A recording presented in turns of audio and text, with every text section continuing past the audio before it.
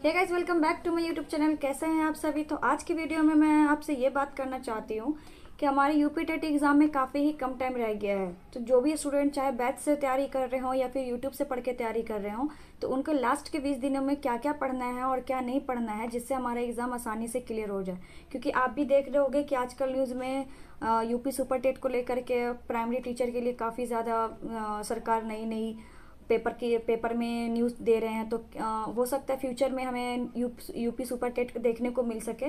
तो हम UP TET exam के क्लियर होना बहुत ही ज़रूरी है।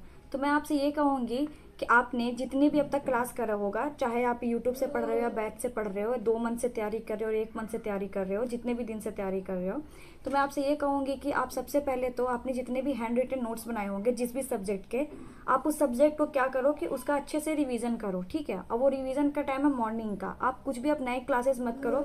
आपने जितना भी पढ़ लिया वो बहुत है। आप छोटे छोटे ये टारगेट बनाओ, जिससे आप और एक एक सब्जेक्ट को ले करके बैठो कि हाँ, मैं इतने टाइम में ये सब्जेक्ट को कर पा रहा हूँ कि नहीं। आप खुद को आंको कि हाँ, मेरा हो पा रहा है कि नहीं हो पा रहा। क्योंकि ईवीएस में भी बहुत सारे सब्जेक्ट हैं, सीडीपी में भी हैं, तो आप अलग अलग सब। और हिंदी आई थिंक बहुत सारे बच्चों का अच्छा भी होगा। थोड़ा इंग्लिश लैंग्वेज में प्रॉब्लम होता है, और संस्कृत वाले बच्चों का थोड़ा संस्कृत में भी इशू होता है, जिस भी बच्चे का संस्कृत कमज़ोर है। तो आप एक काम करो कि आप सुबह के टाइम उठ करके ना अपने जितने भी हैंड रिटन नोट्स बनाए होंगे, सबसे तो पहले उसको अच्छे से पढ़ो।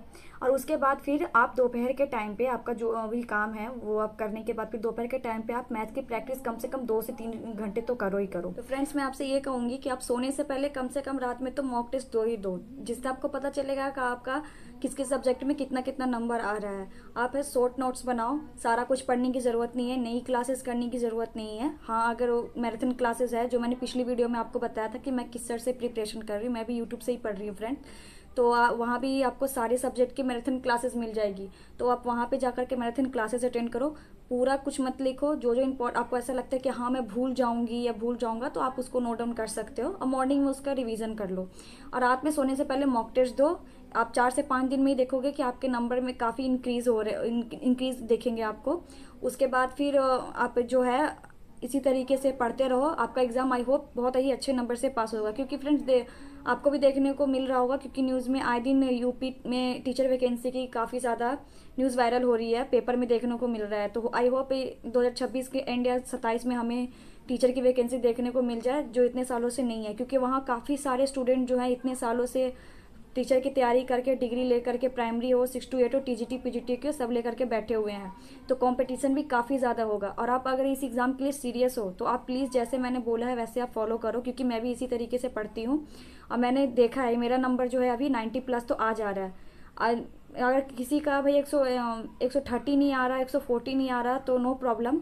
लेकिन आप 100 तक तो लाने की कोशिश कर सकते हो इतने दिन में। अगर आप अच्छे से पढ़ोगे तो आपका एग्ज़ाम ज़रूर अच्छे नंबर से पास होगा। कम से कम 90 नंबर तो आ ही जाएगा। तो आप इसी तरीके से पढ़ो, शॉर्ट नोट्स बनाओ और फिर उसके रिवीजन करिए, मैथ प्रैक्टिस करिए 2 से 3 घंटे और मॉक टेस्ट ज़रूर दीजिए। अगर आपको मेरी वीडियो अच्छी लगी हो फ्रेंड्स, तो please like share and subscribe. Thank you so much.